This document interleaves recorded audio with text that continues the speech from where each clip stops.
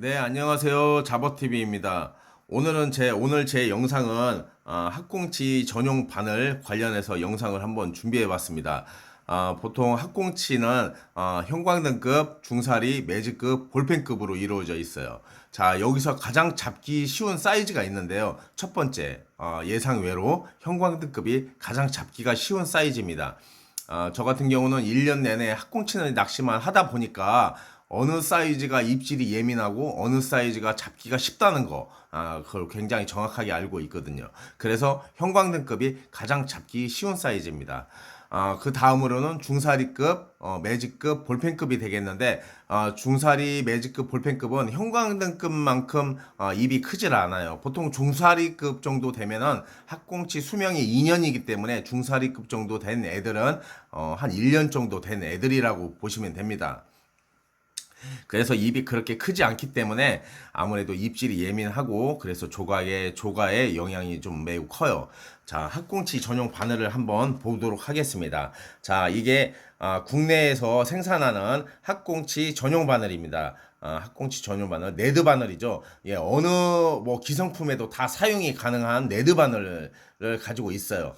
근데 저 같은 경우는 바늘 하나를 더 가지고 다닙니다. 어떤 바늘이냐면 바로 이 금침입니다. 이 금침은 일본산입니다. 일본산 금침 바늘을 가지고 다녀요. 가격으로 봤을 때는 이 벌크 제품, 이건 좀 벌크 제품이거든요. 네드 벌크 제품인데 100개의 인터넷 가격 1,600원 정도 합니다. 인터넷 가격 뭐 배송비 포함하면은 한 4,500원 정도 되겠죠. 근데 얘도 마찬가지예요. 얘는 이 금침 같은 경우는 한 10개에 한 2,000원 정도 합니다. 좀 많이 비싸요. 가격으로만 따지면 국산의 한 10배 정도의 가격이 있습니다. 물론, 근데 제가 왜 이런 걸 쓰냐면은 아주 미세하게 아무래도 이 레드 바늘보다 약간 중량에서 조금 차이가 납니다. 중량에서 차이가 나기 때문에 좀 더 가벼운 채비를 사용하기 위해서 저 같은 경우는 금침을 좀 사용을 해요. 물론 형광등급 나올 때는 저도 이렇게 네드 바늘을 사용합니다. 왜냐하면 형광등급일 때는 이 네드 바늘이 훨씬 더 유리하기 때문이에요. 자, 왜 근데 이 금침이 조금 더 유리할까요? 물론 중량도 좀 가볍다는 장점도 있지만 무엇보다 가장 중요한 것은 색상 때문입니다. 바로 색상. 왜 색상 때문에 더 유리한지 지금 설명을 드릴게요.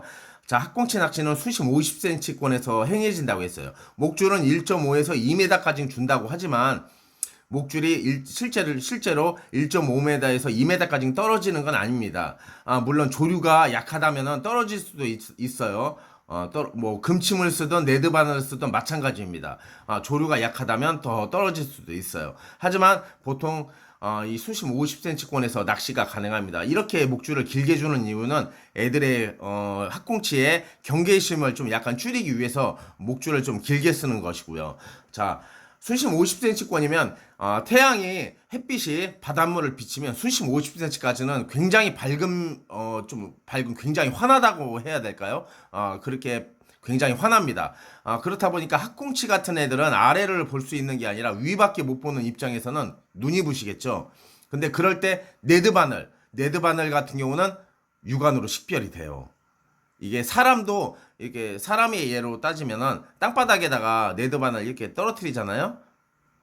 아무래도 바늘이 작기 때문에 잘 찾기는 힘들지만 그래도 찾을 수는 있습니다. 하지만 금침이 바닥에 떨어지면 흙 색깔이랑 똑같기 때문에 전혀 보이지가 않아요. 마찬가지로 바닷속에서 금침을 연결해서 사용할 경우 햇빛 때문에 햇빛에 빛이 반사가 되기 때문에 이게 바늘인지 아닌지 구분이 어렵습니다. 일단.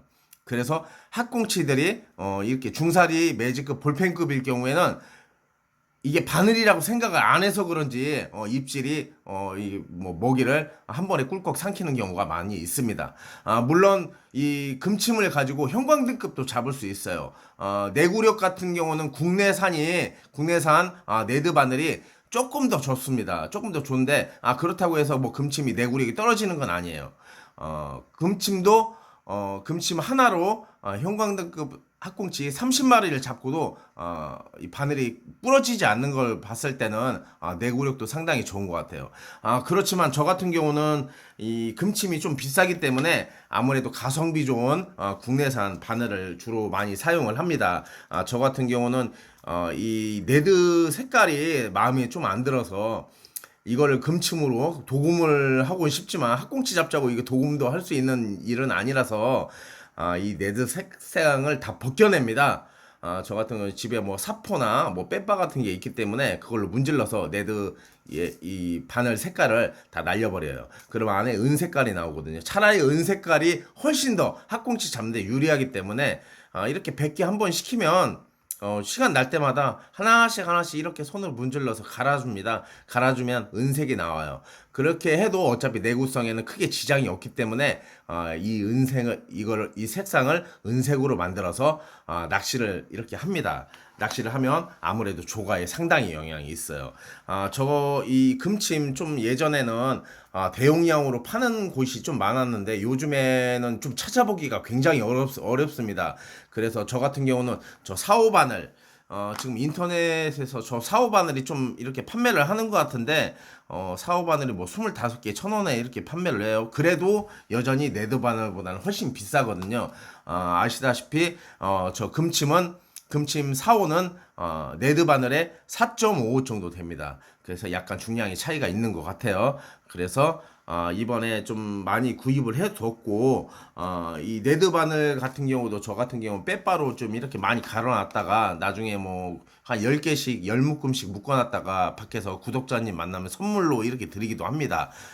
왜냐면은 가는데 좀 이게 귀찮거든요. 귀찮고 저 같은 경우는 낚시가 워낙에 낚시를 좋아하는 취미 생활을 하기 때문에 이런 것도 좀 이렇게 많이 갈아 놓거든요. 그래서 가끔씩 가다가 이렇게 구독자님들 좀 가까우신 분들 이렇게 아니면 모르시는 분들이라도 구독자님들을 만나면 이렇게 제공을 하고 있습니다.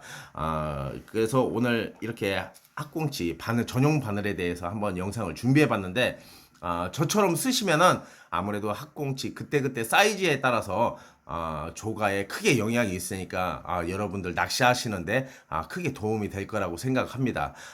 저는 그럼 다음번에 다음 주가 되겠죠. 예, 뭐 관통형 테스트 현장 테스트가 있는 날이라서 곤리도에서 현장 테스트를 진행할 예정입니다. 이맘때쯤에는 곤리도에서 그렇게 잡히는 어종이 그렇게 많지는 않지만 일단은 이게 제가 테스트 한 것을 한번 실험을 해봐야 되기 때문에 그날 학꽁치 낚시와 테스트 관련해서 영상 준비하도록 하겠습니다. 이상입니다.